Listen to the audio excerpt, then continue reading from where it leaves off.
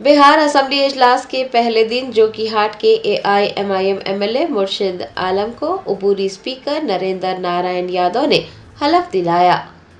बिहार की 18वीं असेंबली के 5 रोजा इजलास का 1 दिसंबर से आगाज हुआ है। इजलास के दूसरे दिन यानी 2 दिसंबर को स्पीकर का इंतखाब किया जाएगा।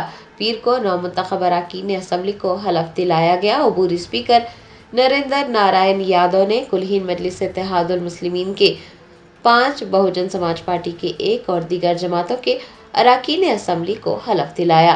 कुल-हिंद मजलिस इत्तेहादुल मुस्लिमीन के जोकीहाट के MLA मुर्शिद आलम ने भी असेंबली में हलफ लिया।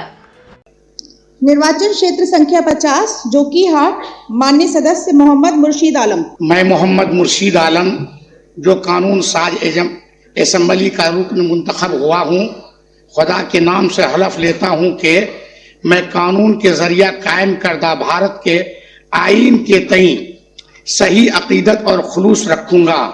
मैं भारत की खुद मुख्तारी और एकजहती कायम रखूंगा और जिस ओहदे पर मैं फायज होने वाला हूँ उसके फराइज ईमानदाराना तौर पर अंजाम दूंगा। जय सीमांचल, जय बिहार।